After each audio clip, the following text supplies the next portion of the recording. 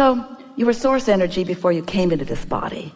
And as you came into this body, you came knowing that you would explore this magnificent contrasting variety, knowing that it would continually cause you to calibrate. You get what we mean? When you focus upon something, you join the wave of it.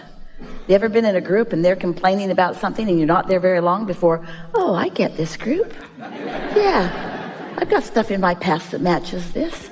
In fact, I think I've got more stuff in my past that matches this than most of them. So you calibrate by your attention, by your conversation, and the first thing that joins you is your memory of past sucking experiences.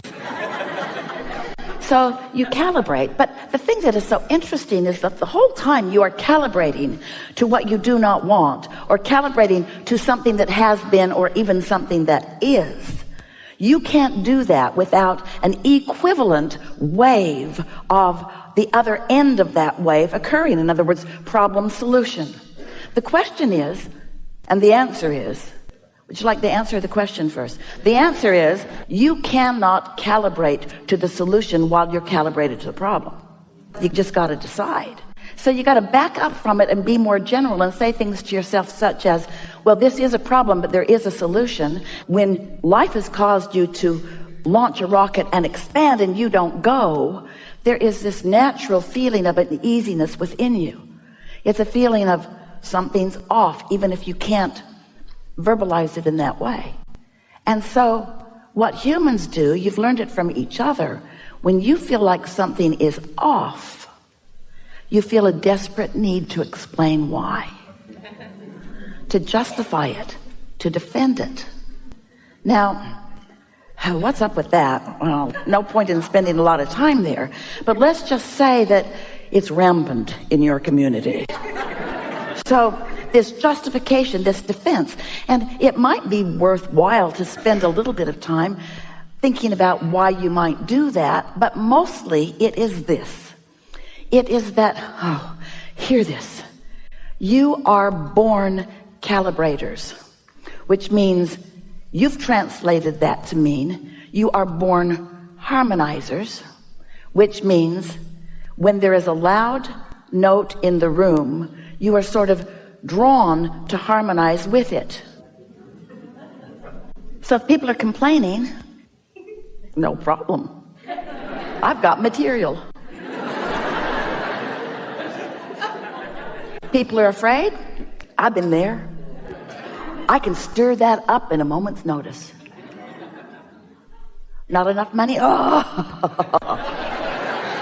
Let's capture all the rich ones and kill them.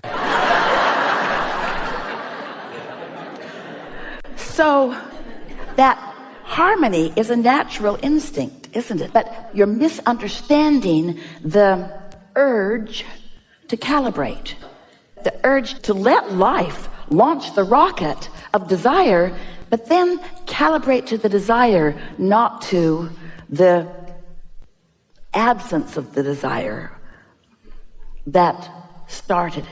You following this? So over time, we've offered many suggestions about reach for the thought that feels better and so forth, because that's a calibration. We've encouraged you to do focus wheels. That's a calibration. We've encouraged you, when you feel good, to get on a rampage of appreciation so that you really calibrate to what feels good. Everything that we've ever offered to you has been about you calibrating to who you really are. And of course, before you can calibrate to that note, to that vibration, you've got to first know that it exists. Do you? Do you know that you came forth from source and that that source part of you is still there, offering a signal to which you can calibrate? Because if you can accept that, then everything else is easy for you. But if you haven't accepted that, then you are most likely, like most humans, calibrating to the loudest vibration in the room. And sometimes you get confused because if you haven't beforehand taken the time to calibrate to your highest frequency, then the loudest note in the room will call you to it. And that's all right, because as you get called to it, you have a feeling sensations, and this is what we really want you to know. You may accept it just because we say it. You may accept it because you knew it before we said it. You may accept it because nothing else makes sense to you. You may accept this. We want you to come to accept this. You are source energy, and a part of you is here in this physical body. And the strongest calibration, the strongest signal that you are, is one of pure love. One of knowing well-being, one of loving self, and one of loving others. But that love word is so overused and so misunderstood that it's maybe not even the best word to use. The God word doesn't work either, because so many of you think so many things about those things. So we don't want you to calibrate to a word. We want you to calibrate to a feeling. And we want you to do your best to decide that feeling good is a good thing. That feeling good is a good thing. So what we're talking about incessantly is identifying a vibration, a desired one, and then isolating it by focusing on it and not other stuff. And in doing so, eventually calibrating to that frequency. And now what's happened is you are one with you. Now, what's the benefit of being one with you, with who you really are? You've been around a long time. You've been calibrating longer than there are human words to describe or human concepts to comprehend. You're old. And that you that has become is pure, positive energy. And it is dominant. That's why well-being abounds, even if you won't admit it. So this whole of who you are, this pure, positive energy of who you are, this pure, positive energy of who you are, has a point of attraction. Law of attraction is responding to that you. If you've been hanging around with us for a while, you've heard us say, we say it often, one who is connected to this stream of well-being is more powerful than millions who are not. So that point of attraction is powerful, more powerful. Hard to define how much more powerful. And we want you to contemplate for a moment with us why that part is so much more powerful in its point of attraction. Because there's no contradiction in the energy. Because the vibration has been identified and isolated and calibrated. And so since there is no contradiction, that signal is strong. So as the law of attraction is responding to everything that is abounding, you have choices. You can calibrate to wanted or unwanted, but you can't all of a sudden, after you've been calibrated, after you've been noticing, after you've been complaining, after you've been observing, do you know? Heard us say this many times if you've been hanging around with us. Most humans offer most of their vibrations in response to what they are observing, which is a good thing if what you're observing feels good, but it is not a good thing if what you're observing feels bad. And if you've got the habit of observation, then you're going to have a mixed bag, and you're not going to be like your inner being who is consistently pure positive energy. Now that's okay. You're not ever going to be that until you croak. You're not ever going to be that until there is nothing in the physical realm that has your attention. And you came to the physical realm intending to give your attention to things in the physical realm, because calibrating to unwanted gives birth to what is wanted, and that's the evolution of all species. It's the expansion of the universe. It's a good thing, not a bad thing.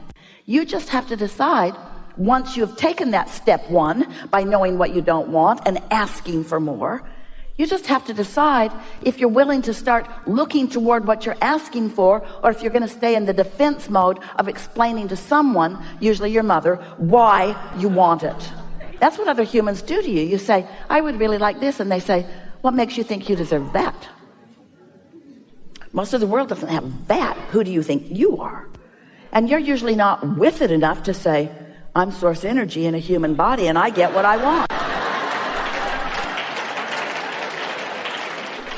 You're usually not frisky enough to say, oh, well, it's nice talking to you. I think I'll go over here where I no longer have to talk to you. Because you are seeking calibration from me. Because now, why do you do that? Why do they, why does anybody, why do you seek understanding of others? Why do you want them to get you? Why do you want them to get you? Because if they get you, you feel better. You feel better than if they don't get you. We get that. But why is it important for them to get you? Here's the answer. Here's our answer. Take it or leave it. Here's our answer. The reason that you want humans to get you is because you've forgotten who really gets you. You've lost track of what it feels like to really be tuned in. So we don't want you to tune to this frequency. We don't want you to calibrate to the frequency of source for the power of it. Although it is powerful beyond description. We don't want you to calibrate to that for the power of it. We want you to calibrate to that for the pleasure of it.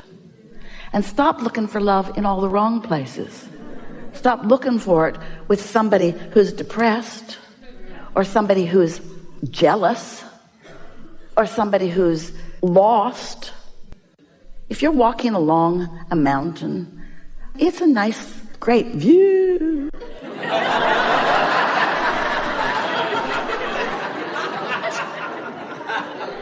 And you're not feeling all that stable. And there are a couple of people with you. One, clumsy and dumb. Chances are that person's going to walk right off the cliff and not even know it. And then there's somebody else, sure-footed and stable, paying attention.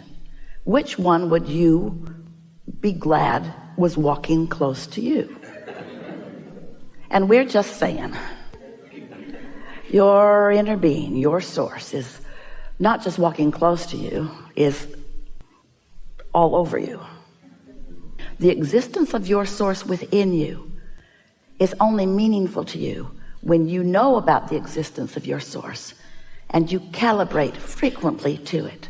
And you know, the more you calibrate to the frequency of your source, the better you'll feel, first of all. But then something else happens. People used to say to us in the early days when we would encourage meditation, and they would begin meditating, sometimes for the first time in their life. And then they would say to us, Abraham, is it normal for all hell to break loose in my life when I begin meditating? And we would say, yep. Because as you calibrate to that frequency of who you really are, when you're not calibrated to that frequency, you notice it more. The more you are that loving being that you are, the more painful it is to be otherwise. You just get so you can't stand it, you see. And then what happens to so many of you, you begin associating that discomfort with the people or experiences, usually experiences that include people, that are present when you feel the discomfort. And then you think it's their fault. Because before they were there, you didn't feel this way. So they should change. They should do something different so that you can feel better. And that's what we mean by calibrating to things that are unstable. We're not talking smack about humans. Well, we sort of are. You're blessed and you're beautiful and you're magnificent and you are a balance of contrast just like you knew you would be. So let's go back to this business of when you see something that you like and you focus on it, it feels so good. But then when you see something that you don't like and you focus on it, it feels so bad.